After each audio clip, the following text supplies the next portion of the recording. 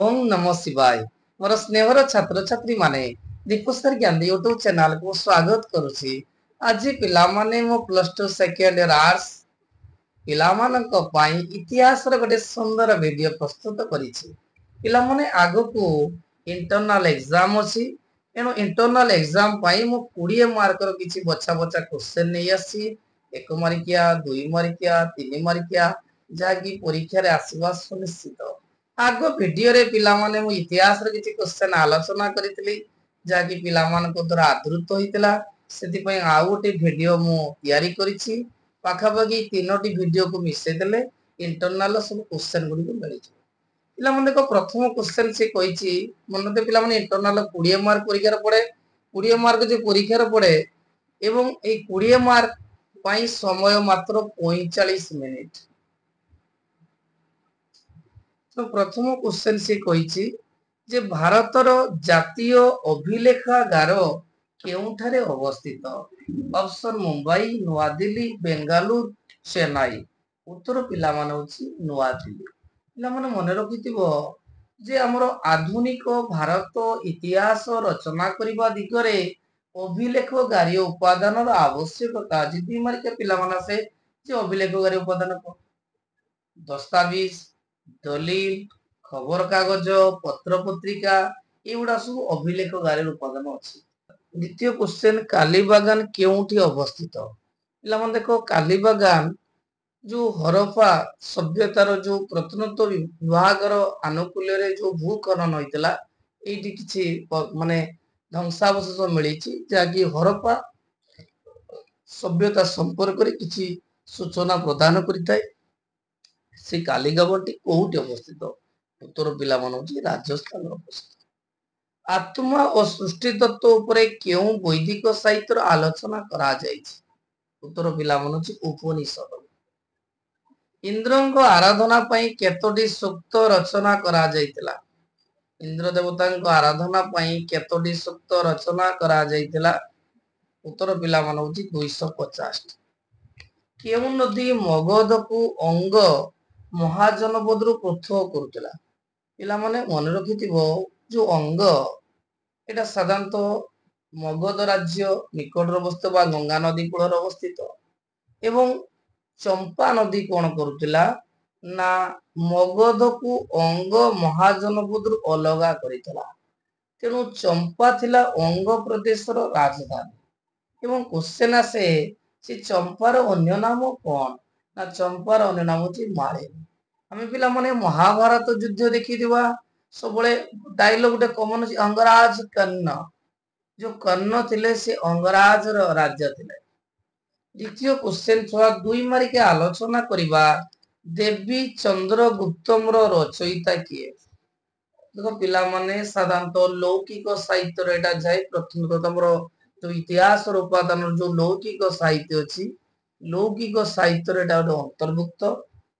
देवी चंद्रगुप्तम रचयिता किए। उत्तर पिला मानुची विशाखा दत्त। पिला मान जो विशाखा दत्त थिले से दुईटी ग्रंथ रचना करिथिले। उडला मुद्रा राक्षस आ उडला देवी चंद्रगुप्तम। ए देवी चंद्रगुप्तम पुस्तक रे से द्वितीय चंद्रगुप्तम विषय वर्णना करथिले। परीक्षा सबोळे आसे जे देवी चंद्रगुप्तम रे से केउ राजा विषय वर्णना करिसंती। उत्तर आसी कोन ना द्वितीय चंद्रगुप्त। केबे एवं केउ प्रत्नतत्व विधि द्वारा महेंजोदारो हरप्पा ठारे खनन करा जाय। एटा बहुत इंपोर्टेंट क्वेश्चन पिला माने तापर गुटे सटिया शॉर्ट क्वेश्चन आसे जे भारत रे केउ बल्लाटंक समय रे प्रथमे प्रत्नतत्व विभाग खोला जायतिला। उत्तर होची लॉर्ड कर्जन का समय रे प्रथमे प्रत्नतत्व विभाग खोला जायतिला। क्वेश्चन कहिछि केबे केउ दुई प्रत्नतत्व विधि द्वारा महेंजोदारो ठारे और हरप्पा ठारे खनन करा। उत्तर होची 1920 एवं 21 रे महान प्रत्नतत्वविद राखलदास बानार्जी दयाराम साहनी को द्वारा ए हरप्पा और मोहेंजोदारो सभ्यता रो भू खनन करा जायतिला। आउथरे छको देखो दयाराम साहनी को द्वारा हरप्पा ठारे खनन होइतिला एवं राखलदास बानार्जी को द्वारा मोहेंजोदारो ठारे खनन होइतिला। क्वेश्चन शॉर्ट क्वेश्चन आसे पिला माने जे हरप्पा सभ्यतार अर्थ कोन। जे हरप्पा सभ्यतार अर्थ होची प्रथम ମହିଯୋଦାର ଶବ୍ଦର ଅର୍ଥ କଣ ନା ମୃତ ନଗରୀ। ନେକ୍ସଟ କ୍ୱେଶ୍ଚନ, କୋଶଳକୁ କେଉଁ ନଦୀ ଦୁଇ ଭାଗରେ ବିଭକ୍ତ କରିଛି? এটা ବହୁତ ଇମ୍ପୋର୍ଟାଣ୍ଟ କ୍ୱେଶ୍ଚନ। ଯୋଉ କୋଶଳ ଯୋଉ ମହାଜନପଦ ମଧ୍ୟରେ 16 ମହାଜନପଦ ମଧ୍ୟରେ କୋଶଳ ଥିଲା ଗୋଟେ ଶ୍ରେଷ୍ଠ ରାଜ୍ୟ ଏବଂ এই କୋଶଳରେ ଇକ୍ଷ୍ୱାକୁ ବଂଶର ରାଜା ମାନେ ଶାସନ, ଯୋଉ ପରୀକ୍ଷାରେ ସର୍ଟ କ୍ୱେଶ୍ଚନ ଆସେ ଯେ କୋଶଳରେ କେଉଁମାନେ ଶାସନ କରୁଥିଲେ ନା ଇକ୍ଷ୍ୱାକୁ ବଂଶ ରାଜା ମାନେ ଶାସନ କରୁଥିଲେ। ଆମର କିନ୍ତୁ କ୍ୱେଶ୍ଚନ ଅଛି କେଉଁ ନଦୀ ନା ସରଜୁ ନଦୀ। ପରୀକ୍ଷାରେ ପିଲାମାନେ ମନେ ଥିବ ଯେ ସରଜୁ ନଦୀ ଯୋଉ କୋଶଳକୁ ଦୁଇ ଭାଗରେ ବିଭକ୍ତ କରିଥିଲା, ଗୋଟେ ହେଲା ଉତ୍ତର କୋଶଳ ଆଉ ଗୋଟେ ହେଲା ଦକ୍ଷିଣ କୋଶଳ। ଉତ୍ତର କୋଶଳର ରାଜଧାନୀ ଥିଲା ଶ୍ରୀବସ୍ତି ଏବଂ ଦକ୍ଷିଣ କୋଶଳର ରାଜଧାନୀ ଥିଲା କୁଶବତୀ। ନେକ୍ସଟ ପିଲାମାନେ କହିଛି ବୈଦିକ ଯୁଗର ସଭା ଓ ସମିତି। এটা ତ ବହୁତ ଇମ୍ପୋର୍ଟାଣ୍ଟ କ୍ୱେଶ୍ଚନ, କାରଣ ବୈଦିକ ଯୁଗର ଯୋଉ ରାଜନୈତିକ ଥିଲା ଜନପ୍ରିୟ ରାଜନୈତିକ ଅନୁଷ୍ଠାନ ମଧ୍ୟରେ ଥିଲା ସଭା ସମିତି। ତ ଦେଖ ଆମେ ଭାଗ କରି ବୁଝିପାରିବା। ସଭାରେ କଣ ଥିଲା ନା ବୟୋଜ୍ୟେଷ୍ଠ ଲୋକମାନେ ଏବଂ ରାଜା ମିଶିଥିଲା ଗଠିତ। ଯେ ସଭାରେ ବୟୋଜ୍ୟେଷ୍ଠ ଲୋକମାନେ ଥିଲେ କିନ୍ତୁ ସମିତିରେ ଦେଶର ଜନସାଧାରଣ ଥିଲେ।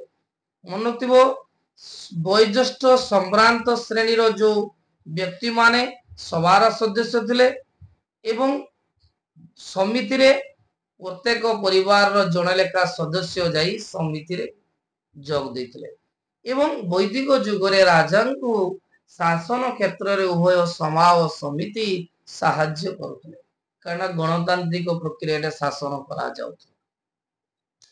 ନେକ୍ସଟ କ୍ୱେଶ୍ଚନ ଛୁଆ କହିଛି ମୁଦ୍ରା ଅଧ୍ୟୟନ କଣ? ପିଲାମାନେ ଦେଖ ମୁଦ୍ରା ଅଧ୍ୟୟନକୁ ଇଂରାଜୀରେ କହନ୍ତି ନ୍ୟୁମିସ୍ମେଟିକ, ଯେମିତି ଅଭିଲେଖକୁ ଆମେ କହିବା ଏପିଗ୍ରାଫି, ତେଣୁ ମୁଦ୍ରା ଅଧ୍ୟୟନ କହିବା ନ୍ୟୁମିସ୍ମେଟିକ। ସାଧାରଣତଃ ଯୋଉ ମୁଦ୍ରା ସମ୍ବନ୍ଧରେ ଯୋଉ ଆମେ ଅଧ୍ୟୟନ କରି କିଛି ଜ୍ଞାନ ଆହରଣ କରୁଛେ ତାକୁ କୁହନ୍ତି ମୁଦ୍ରା ଅଧ୍ୟୟନ। ସାଧାରଣତଃ ପ୍ରାଚୀନ ମଧ୍ୟଯୁଗୀୟ ରାଜା ମାନେ ନିଜ ନାଁ ଅନୁସାରେ କିଛି ମୁଦ୍ରା ପ୍ରଚଳନ କରୁଥିଲେ, ଯାହାକି ଆମେ ତାଙ୍କୁ ଦେଖି ଏବଂ କିଛି ଦେବାଦେବୀଙ୍କ ବିଷୟରେ ମଧ୍ୟ ମୁଦ୍ରା ପ୍ରଚଳନ ହୋଇଥିଲା, ଯାହାକୁ ଦେଖି ଆମେ ସେ ସମୟର ରାଜା ମାନଙ୍କ ବିଷୟରେ ସବୁ ଜାଣିପାରୁ। ସାଧାରଣତଃ ପ୍ରଥମେ ଆରମ୍ଭ ହୋଇଥିଲା ଆମର ମୌର୍ଯ୍ୟ। କ୍ୱେଶ୍ଚନ କହିଛି ଭାରତରେ କେଉଁ ବଂଶର ରାଜତ୍ୱ କାଳରେ ଛାପାଯୁକ୍ତ ମୁଦ୍ରାର ପ୍ରଚଳନ ହୋଇଥିଲା? ଉତ୍ତର ପିଲାମାନେ ହଉଛି ଯେତେବେଳେ ମୌର୍ଯ୍ୟ ଯୁଗର ରାଜା ଥିଲେ ସେମାନଙ୍କ ରାଜତ୍ୱ କାଳରେ ସାଧାରଣତଃ ଛାପାଯୁକ୍ତ ମୁଦ୍ରା ପ୍ରଚଳନ କରାଯାଏ। ଏବେ ପିଲାମାନେ 3 ମାର୍କିଆ କ୍ୱେଶ୍ଚନ ଯିବା ଇମ୍ପୋର୍ଟାଣ୍ଟ ଭିତରେ ହଉଛି ଅଭିଲେଖଗାରୀ ଉପାଦାନ, କାରଣ ପ୍ରତ୍ନତାତ୍ତ୍ୱିକ ସାହିତ୍ୟିକ ପରେ ଅଭିଲେଖଗାରୀ ଉପାଦାନ ଥିଲା, ଯୋଉ ଇତିହାସ ରଚନା କରିବାରେ ଗୋଟେ ମୁଖ୍ୟ ଉପାଦାନ। ସାଧାରଣତଃ ଆଧୁନିକ ଯୁଗର ଇତିହାସ ରଚନା କରିବା ପାଇଁ ଏହି ଅଭିଲେଖଗାରୀ ଉପାଦାନର ଆବଶ୍ୟକତା ରହିଛି। ସର୍ଟରେ ପିଲାମାନେ ମନେ ରଖିଥିବ ଯେ ଆମର ଯୋଉ ବ୍ୟକ୍ତିଗତ କାଗଜ ପତ୍ର ଅଛି, ସରକାରୀ ଚିଠି, ଦଲିଲ, ଦସ୍ତାବିଜ, ନ୍ୟାୟାଳୟ ଏବଂ ରାଜସ୍ୱ ରେକର୍ଡ, ତା ସହିତ ବ୍ୟକ୍ତିଗତ ଦୈନିକ ଲିପି, ଗୁପ୍ତ ପୋଲିସ ରେକର୍ଡ, ମଠ ଓ ଧାର୍ମିକ ରେକର୍ଡ, ଖବର କାଗଜ, ପତ୍ର ପତ୍ରିକା ଆଦି ଅଭିଲେଖଗାରୀ ଉପାଦାନ ଅଟେ, ଯାହାକି ଭାରତ ଇତିହାସ ରଚନା କରିବାରେ ସହାୟକ ହୋଇଥାଏ। ପିଲାମାନଙ୍କୁ ଗୋଟେ ଛୋଟିଆ ଉଦାହରଣ ଦିବା ଯେ 1757ରେ ପଲାସି ଯୁଦ୍ଧ ହୋଇଥିଲା, 1858 ମସିହାରେ ରାଣୀ ଭିକ୍ଟୋରିଆଙ୍କ ଘୋଷଣାପତ୍ର ପାଠ ହୋଇଥିଲା, 1793ରେ ଚିରସ୍ଥାୟୀ ବନ୍ଦୋବସ୍ତ ହେଇଥିଲା। ତେଣୁ ଏଇ ଯୋଉ ଇଂରେଜ ମାନେ ଭାରତରେ ଶାସନ କରୁଥିଲେ ସେମାନଙ୍କର ଯୋଉ କାର୍ଯ୍ୟାବଳୀ ଅଛି ସେଗୁଡା ସବୁ ଲେଖା ହେଇକି ରହିଛି, ଯାହାକି ଆମେ ବିଭିନ୍ନ ପୁସ୍ତକ ପଢିବା ଦ୍ୱାରା ସେ ସମୟର ଇତିହାସକୁ ଜାଣିପାରୁଛେ। ତେଣୁ ଅଭିଲେଖଗାରୀ ଉପାଦାନ ସାଧାରଣତଃ ଆଧୁନିକ ଯୁଗର ଇତିହାସ ରଚନା କରିବା ଦିଗରେ ମୁଖ୍ୟ ଭୂମିକା ଗ୍ରହଣ କରିଥାଏ। ଦ୍ୱିତୀୟ କ୍ୱେଶ୍ଚନ ଛୁଆ ଅଛି ଋକ୍ ବୈଦିକ ଯୁଗରେ ନାରୀ ମାନଙ୍କର ସ୍ଥାନ। ପିଲାମାନେ ମନେ ରଖିଥିବ ଯେ ବୈଦିକ ଯୁଗର ନାରୀ ମାନଙ୍କ ସ୍ଥାନ ଅତ୍ୟନ୍ତ ଉଚ୍ଚରେ ଥିଲା। ସମାଜରେ ପୁରୁଷ ମାନଙ୍କ ସହିତ ସେମାନେ ବିଭିନ୍ନ ରାଜନୈତିକ ଏବଂ ଧର୍ମ ଅନୁଷ୍ଠାନ ମାନଙ୍କରେ ଯୋଗ ଦେଉଥିଲେ। ତାହା ସହିତ ସେତେବେଳେ ନାରୀ ମାନେ ଶିକ୍ଷା କ୍ଷେତ୍ରରେ ମଧ୍ୟ ଅଗ୍ରଣୀ ଥିଲେ। ଯଦି ଆମେ ମହିଷୀ ମହିଳା ମାନଙ୍କ ଦେଖିବା ନାରୀ ମାନଙ୍କ ଭିତରେ ଥିଲେ ଘୋଷା, ଲୋପାମୁଦ୍ରା, ଆପାଲା, ବିଶ୍ୱବରା ଆଦି ପ୍ରସିଦ୍ଧ ଲାଭ କରିଥିଲେ। ତା ସହିତ ନାରୀ ମାନଙ୍କର ମଧ୍ୟ ସମ୍ପତ୍ତି ଉପରେ ଅଧିକାର ଥିଲା। ସେମାନେ ମଧ୍ୟ ନିଜ ଇଚ୍ଛା ଅନୁସାରେ ବର ବର୍ଣ୍ଣ ବା ବିବାହ କରୁଥିଲେ। ଆଉ ସମାଜରେ ପିଲାମାନେ ମନୁଥିଲେ ସେତେବେଳେ ବାଲ୍ୟ ବିବାହ ନଥିଲା, ସତୀଦାହ ପ୍ରଥା ନଥିଲା, ଯୌତୁକ ପ୍ରଥା ମଧ୍ୟ ନଥିଲା। ଫଳରେ ମନୁଥିବା ପିଲାମାନେ ବୈଦିକ ଯୁଗର ନାରୀ ମାନେ ଉଚ୍ଚ କୋଟିର ଥିଲେ ଏବଂ ସେମାନେ ପୁରୁଷ ମାନଙ୍କ ସହିତ ବିଭିନ୍ନ କାର୍ଯ୍ୟରେ ମଧ୍ୟ ଯୋଗ ଦେଉଥିଲେ। Next question, Hiuen Tsang. ପିଲାମାନେ ମନୁଥିବା ହୁଏନ ସାଂ ଜଣେ ଚୀନ ପରିବ୍ରାଜକ ଥିଲେ ଏବଂ ଜଣେ ବୌଦ୍ଧ ସନ୍ନ୍ୟାସୀ ଥିଲେ ଏବଂ ବୌଦ୍ଧ ଧର୍ମର ପ୍ରସାର ପାଇଁ ମଧ୍ୟ ହୁଏନ ସାଂଙ୍କର କାର୍ଯ୍ୟ ଅତ୍ୟନ୍ତ ଗୁରୁତ୍ୱପୂର୍ଣ୍ଣ ଥିଲା। ଏବଂ ଯେତେବେଳେ ସମ୍ରାଟ ହର୍ଷବର୍ଦ୍ଧନ ସେତେବେଳେ ଭାରତରେ ଶାସନ କରୁଥିଲେ, ସେତେବେଳେ ତାଙ୍କ ରାଜଧାନୀ ଥିଲା କୌନଜ ଏବଂ ସେଇ ପାଖକୁ ବା କୌନଜକୁ ହୁଏନ ସାଂ ଆସିଥିଲେ ଏବଂ ତାଙ୍କର ଯୁଗାନ୍ତକାରୀ ପୁସ୍ତକ ସି ୟୁକି ଗ୍ରନ୍ଥରେ ସେ ସମୟରେ ହର୍ଷବର୍ଦ୍ଧନଙ୍କ ଶାସନ ଏବଂ ଭାରତରେ ବୌଦ୍ଧ ଧର୍ମର ସ୍ଥାନ କିପରି ଥିଲା, ତାହା ସହିତ ସମାଜର ବିଭିନ୍ନ ଚାଲି ଚଳଣି, ଧର୍ମ, ଅର୍ଥନୈତିକ, ରାଜନୈତିକ ଜୀବନ ସୁନ୍ଦର ଭାବରେ ତାଙ୍କ ପୁସ୍ତକରେ ବର୍ଣ୍ଣନା କରିଛନ୍ତି, ଯାହାକି ଆମେ ତାଙ୍କ ବିଷୟ ପଢି ଆମେ ସେ ସମୟର ଇତିହାସ ଜାଣିପାରୁଛୁ। ତାହା ସହିତ ନାଳନ୍ଦା ବିଶ୍ୱବିଦ୍ୟାଳୟର କିପରି ପିଲାମାନେ ପାଠ ପଢୁଥିଲେ ତା ସମ୍ପର୍କରେ ସେ ମଧ୍ୟ ବର୍ଣ୍ଣନା କରିଛନ୍ତି। ତେଣୁ ଆମର ହର୍ଷବର୍ଦ୍ଧନଙ୍କ ଇତିହାସ ଜାଣିବା ପାଇଁ ହୁଏନ ସାଂଙ୍କର ପୁସ୍ତକ ଅତ୍ୟନ୍ତ ଗୁରୁତ୍ୱପୂର୍ଣ୍ଣ ଥିଲା। ନେକ୍ସଟ, ଖ୍ରୀଷ୍ଟପୂର୍ବ 6ଠ ଶତାବ୍ଦୀରେ ଗଣ ସଂଘ। ପିଲାମାନେ ମନେ ରଖିଥିବ, ଯୋଉ ଷୋଡଶ ମହାଜନପଦ ସାଧାରଣତଃ 6ଠ ଶତାବ୍ଦୀରେ ଗଢି ଉଠିଥିଲା। ପାଖାପାଖି 16ଟି ଜନପଦ ଥିଲା। ସେଥିମଧ୍ୟରୁ ଭୋଜି ଥିଲା ଗୋଟେ ଗଣତାନ୍ତ୍ରିକ ରାଜ୍ୟ ଏବଂ ମଲ୍ଲ ମଧ୍ୟ ଗୋଟେ ଗଣସଂଘ ଥିଲା। ଏତଦ୍ ବ୍ୟତୀତ ଚାରିଆଡେ ଯୋଉ ମୁଖିଆ ମାନେ ଛୋଟ ଛୋଟ ଯୋଉ ଜନପଦରେ ଥିଲେ ମୁଖିଆ ମାନେ ସାଧାରଣତଃ ଗଣରାଜ୍ୟ ମଧ୍ୟ ହୋଇଥିଲା। ସେଥିମଧ୍ୟରୁ କପିଳାବସ୍ତୁ, ରାମାଗାମା, ଆଲାକାପା, କେଶପୁତ ଏବଂ ପିପଳି ବତା ଇତ୍ୟାଦି ପ୍ରମୁଖ ଗଣରାଜ୍ୟ ଥିଲା। ପିଲା ମନେ ରଖିବ, ଖାଲି ଗୋଟେ ସିମ୍ପଲ କ୍ୱେଶ୍ଚନ ଯେ ଷୋଡଶ ମହାଜନପଦ ମଧ୍ୟରେ କେବଳ ଭୋଜି ଥିଲା ଗୋଟେ ଗଣତାନ୍ତ୍ରିକ ରାଷ୍ଟ୍ର। ପାଖାପାଖି 8ଟି ଛୋଟ ଛୋଟ ରାଷ୍ଟ୍ରକୁ ନେଇ ଗଠିତ ହୋଇଥିଲା ଏବଂ ତା ରାଜଧାନୀ ଥିଲା ବୈଶାଳୀ। ଦେଖ ପିଲାମାନେ, ଲାଷ୍ଟ କ୍ୱେଶ୍ଚନ ଚତୁରାଶ୍ର ବିଷୟରେ ଆଲୋଚନା କରିବା। ପିଲାମାନେ ଦେଖ, ପରବର୍ତ୍ତୀ ଭିଡିଓରେ ମୁଁ ପରବର୍ତ୍ତୀ ବୈଦିକ ଯୁଗର ଜାତି ପ୍ରଥା ଆଲୋଚନା କରିଥିଲି। ଏବେ ଆଲୋଚନା କରୁଛି ଚତୁରାଶ୍ରମ, କାରଣ ବୈଦିକ ଏବଂ ପରବର୍ତ୍ତୀ ବୈଦିକ ଯୁଗରେ ଗୋଟେ ମୁଖ୍ୟ କ୍ୱେଶ୍ଚନ ହେଲା ଚତୁରାଶ୍ରମ। ପିଲାମାନେ ମନେ ରଖିଥାଅ, ଯୋଉ ଆର୍ଯ୍ୟ ମାନେ ନିଜ ଜୀବନକୁ ଶୃଙ୍ଖଳିତ କରିବା ପାଇଁ ଏଇ ଚତୁରାଶ୍ରମ ବ୍ୟବସ୍ଥା ପ୍ରଚଳନ କରିଥିଲେ। ସାଧାରଣତଃ ସେମାନେ ତାଙ୍କ ଜୀବନକୁ 4ଟି ଆଶ୍ରମ ଦେଇ ଗତି କରୁଥିଲେ: ବ୍ରହ୍ମଚର୍ଯ୍ୟ, ଗ୍ରାହସ୍ଥ୍ୟ, ବାନପ୍ରସ୍ଥ, ସନ୍ନ୍ୟାସୀ।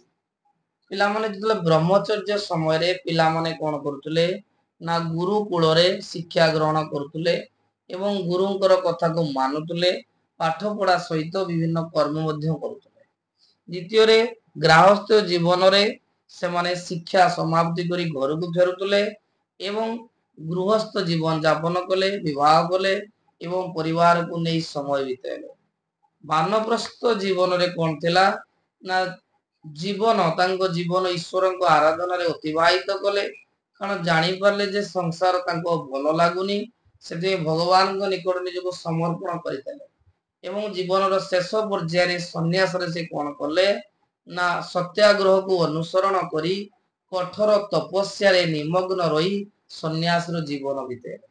ପିଲାମାନେ ମନେ ରଖିଥିବ ଯେ ଚତୁରାଶ୍ରମ କହିଲେ 4ଟି ଆଶ୍ରମ: ବ୍ରହ୍ମଚର୍ଯ୍ୟ, ଗ୍ରାହସ୍ଥ୍ୟ, ବାନପ୍ରସ୍ଥ, ସନ୍ନ୍ୟାସ। ଏବଂ ଜାତି ପ୍ରଥା କହିଲେ 4ଟି ଜାତି: ବ୍ରାହ୍ମଣ, କ୍ଷତ୍ରିୟ, ବୈଶ୍ୟ, ଶୂଦ୍ର।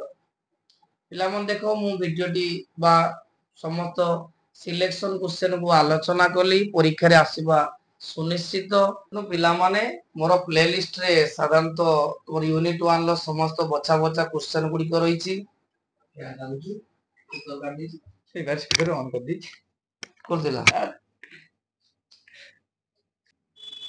ପିଲାମାନେ ମୋର ପ୍ଲେଲିଷ୍ଟ ରେ ୟୁନିଟ୍ 1 ର ସମସ୍ତ ବିଷୟ ଗୁଡିକ ଅଛି। ଇତିହାସର ଉପାଦାନ, ହରପ୍ପା ସଂସ୍କୃତି, ବୈଦିକ ଯୁଗ, ଷୋଡଶ ମହାଜନପଦ, ତାକୁ ଟିକେ ଭଲ କରି ଦେଖି ନେବ ଏବଂ ତା ସହିତ ପୂର୍ବ ଭିଡିଓରେ ମୁଁ ଯୋଉ ଦିଟା ସେଟ୍ ଆଲୋଚନା କରିଥିଲି ଆଜି ମଧ୍ୟ ଗୋଟିଏ ଆଲୋଚନା କଲି। ଏ ଦିଟାକୁ ମିଶେଇ ଦେଲେ ସବୁ କ୍ୱେଶ୍ଚନ ଆସିବ।